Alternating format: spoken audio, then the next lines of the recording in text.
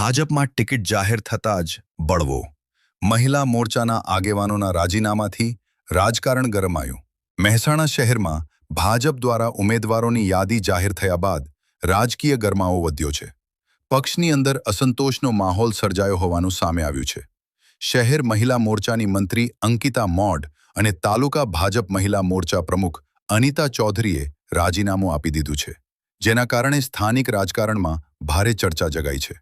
આ સાથે મહિલા મોરચાની મહામંત્રી રોનક પટેલે ભાજપ સામે ગંભીર આરોપો લગાવ્યા છે.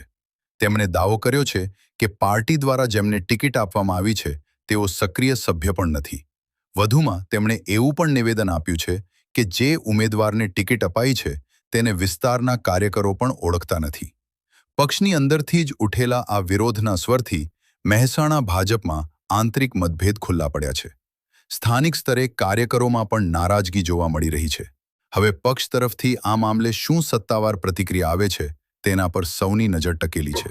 બસ નારાજ એક જ છું. હું આજે પાર્ટીમાં 16 વર્ષથી આજે ભાજપમાં કામ કરું છું. પહેલા મને સરળ ઇન્ચાર્જ જિલ્લામાં બનાવી હતી. આજે ઉપર કાર્યકર્તાઓમાંથી મહામંત્રીમાંથી હું કાર્યકર્તામાંથી જિલ્લા ઇન્ચાર્જ આવી, વોર્ડ પ્રમુખ શક્તિ કેન્દ્ર ઇન્ચાર્જનું કામ કર્યું છે, બુથ લેવલથી મેં કામ કર્યું છે અને આજે હું મહામંત્રી બી મારી 2 ટર્મ પૂરી થઈ ગઈ છે.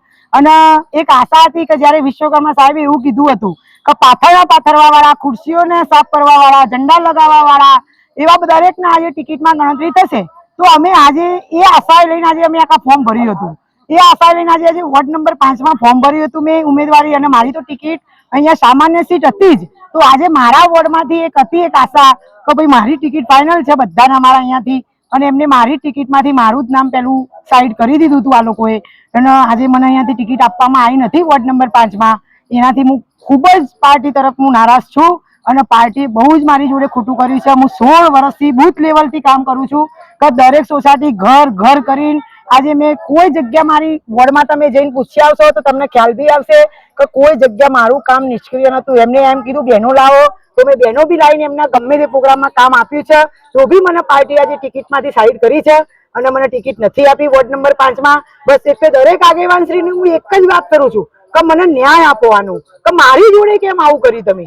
મેં તો તમે જેટલું મને આજે સુધી કે ભાઈ રોનકભાઈ ના કરવાનું તો ઓકે, આજ સુધી મેં કદી તમારા કામમાં વિરોધ નથી કર્યો, કદી કોઈ કામે તમે ના નથી પાડી મેં પાર્ટીને. તો મારું જ કેમ નામ અહીંયા 5 નંબરમાંથી સાઈડ કરવામાં આવ્યું, એનો ન્યાય જોઈએ છે. તો હું બસ આના ન્યાય માટે એક અપેક્ષા રાખું છું દરેક આગેવાનશ્રીઓ જોડે. મારો હોદ્દો મહેસાણા મહિલા મોરચામાં મંત્રી તરીકે છું અને મેં રાજીનામું બસ એટલા માટે જ આપ્યું કારણ કે મારી ટિકિટ કપાઈ છે. હું અત્યારે વોર્ડ નંબર 6માં કાર્યકર્તાની તરીકે છેલ્લા 5 વર્ષથી કામ કરી રહી છું.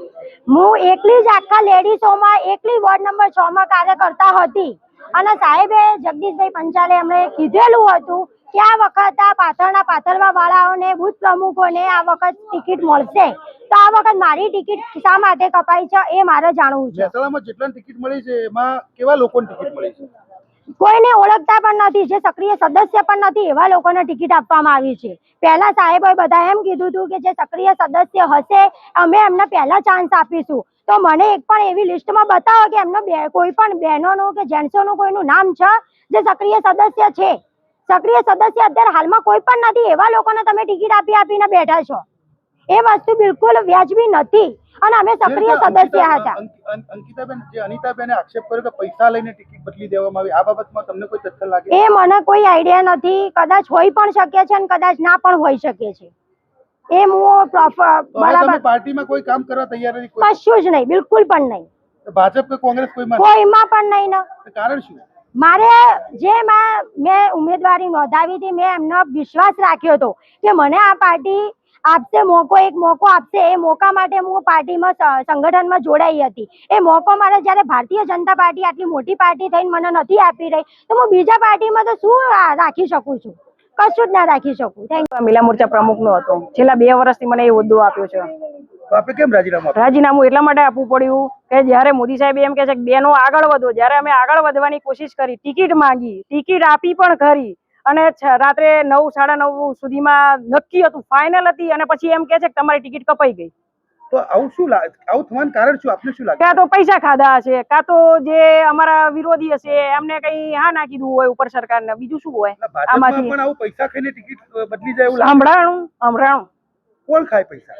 હવે એ તો શું ખબર. તો આપને શું લાગે છે આપની ટિકિટ કાપવા પાછળનું કારણ શું હોઈ શકે? કારણ તો ખબર નહીં, હવે સરકાર અમને જવાબ આપે ત્યારે. જે ભાઈએ ફોર્મ ભર્યું છે, જે મારું ફોર્મ હતું એની જગ્યાએ જે ઠાકોરભાઈએ ફોર્મ ભર્યું છે, એને સવારે મને મેસેજ આવ્યો મને કે બેન તમે ફોર્મ ભરવા આવશો મારી જોડે? મેં કીધું ના, મારે આજ મીડિયામાં ને ન્યૂઝમાં જવાનું છે, બધાને મારે કહેવાનું છે કે ભાઈ મારી ટિકિટ કેમ કાપી, એના માટે મારે લડત લડવાની છે. તો એને મને ઉલટાનું એમ કીધું કે રાત્રે સમીકરણ બનાવ્યું, ઠાકોર સમાજનું સમીકરણ કરાયું ને ઠાકોર સમાજના ટિકિટ. તો અત્યાર સુધી શું હતું? તો એમને પહેલેથી જ ના પાડી દેવી હતી ને. જયારે નટુજી ઠાકોરને અમે કહેવા ગયા કે સાહેબ હું ફોર્મ ભર્યું છે, તો એમને ઉલટાનું મને ફોર્મ નતું ભર્યું એ પહેલા અમને શાબાશી આપી કે આગળ વધો, અમે તમારી સાથે જ છીએ. તો એ વખતે જ એમને ના પાડી દીધું તો અમે ભરત જ ના. આજે અમારે ચૌધરી સમાજની હું દીકરી છું તો મારી ઇજ્જત ને આબરૂનું શું?